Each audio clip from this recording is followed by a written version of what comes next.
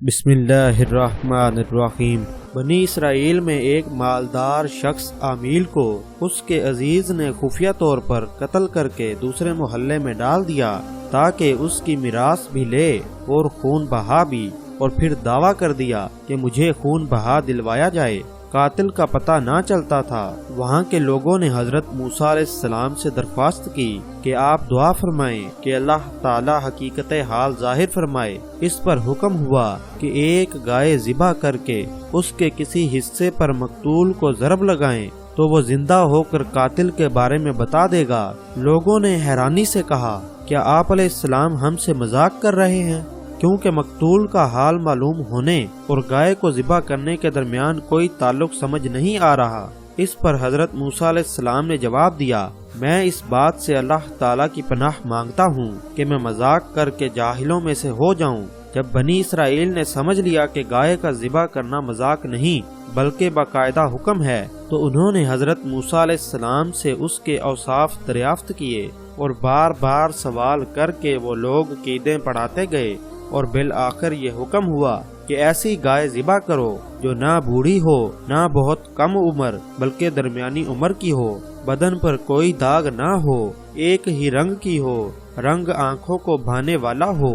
اس گائے نے نہ کبھی کھیتی باڑی کی ہو اور نہ کبھی کھیتی کو پانی دیا ہو۔ آخری سوال میں انہوں نے کہا کہ اب ہم انشاءاللہ راہ پا لیں گے۔ بہرحال جب سب کچھ طے ہو گیا تو ان کی تسلی ہو گئی۔ پھر انہوں نے گائے کی تلاش شروع کر دی۔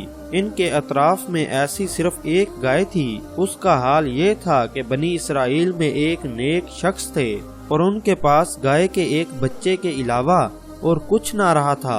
انہوں نے اس گائے کے بچے کی گردن پر مہر لگا کر اللہ تعالیٰ کے نام پر چھوڑ دیا اور بارگاہ حق میں عرض کی، یا رب عز و جل، میں اس بچیا کو اس فرزند کے لیے تیرے پاس امانت رکھتا ہوں تاکہ جب فرزند بڑا ہو تو یہ اس کے کام آئے۔ اس نیک شخص کا تو انتقال ہو گیا، لیکن وہ بچیا جنگل میں اللہ تعالیٰ کی حفاظت میں پرورش پاتی رہی۔ یہ لڑکا جب بڑا ہوا تو صالح و متقی بنا اور ماں کا فرما بردار بنا۔ ایک دن اس کی والدہ نے کہا، اے نور نظر، تیرے باپ نے تیرے لیے فلاں جنگل میں خدا کے نام ایک بچیا چھوڑی تھی، وہ اب جوان ہو گئی ہوگی، اللہ تعالیٰ سے دعا کرو کہ وہ تجھے عطا فرمائے اور تو اسے جنگل سے لے آ۔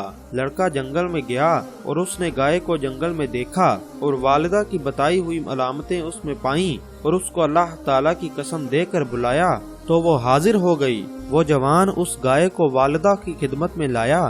والدہ نے بازار میں لے جا کر 3 دینار پر فروخت کرنے کا حکم دیا اور یہ شرط کی کہ سودا ہونے پر پھر اس کی اجازت حاصل کی جائے۔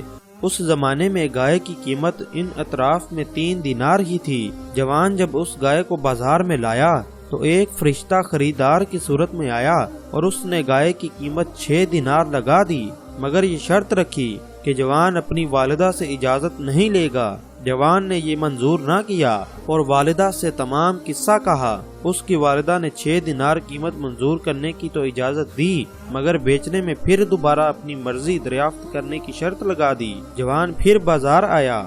اس مرتبہ فرشتے نے 12 دینار قیمت لگائی اور کہا کہ والدہ کی اجازت طلب نہ کرو۔ وہ جوان پھر نہ مانا اور والدہ کو اطلاع دی۔ وہ صاحب فراست عورت سمجھ گئی کہ یہ خریدار نہیں، کوئی فرشتہ ہے جو آزمائش کے لیے آتا ہے۔ بیٹے سے کہا کہ اب کی مرتبہ اس خریدار سے یہ کہنا کہ آپ ہمیں اس گائے کے فروخت کرنے کا حکم دیتے ہیں یا نہیں۔ لڑکے نے یہی کہا تو فرشتے نے جواب دیا کہ ابھی اسے روکے رہو۔ جب بنی اسرائیل خریدنے آئیں تو اس کی قیمت یہ مقرر کرنا کہ اس کی کھال میں سونا بھر دیا جائے۔ جوان گائے گھر لے آیا اور جب بنی اسرائیل تلاش کرتے ہوئے اس کے مکان پر پہنچے تو یہی قیمت طے کی اور حضرت موسیٰ علیہ السلام کی ضمانت پر وہ گائے بنی اسرائیل کے سپرد کی۔ بنی اسرائیل نے گائے ذبح کر کے اس کے کسی عضو سے مردے پر ضرب لگائی تو وہ بحکم الہی زندہ ہو گیا۔ اس کے حلق سے خون کا فوارہ جاری تھا۔ اس نے اپنے چچا زاد بھائی کے بارے میں بتایا کہ اس نے مجھے قتل کیا تھا۔ اب اس کو بھی اقرار کرنا پڑا اور حضرت موسیٰ علیہ السلام نے اس پر قصاص کا حکم فرمایا۔ تو امید کرتا ہوں کہ آپ کو آج کی ویڈیو بہت پسند آئی ہوگی۔ ایک مرتبہ درود پاک پڑھ لیں، اپنا بہت سارا خیال رکھیں، دعاؤں میں یاد رکھیں۔ اللہ حافظ۔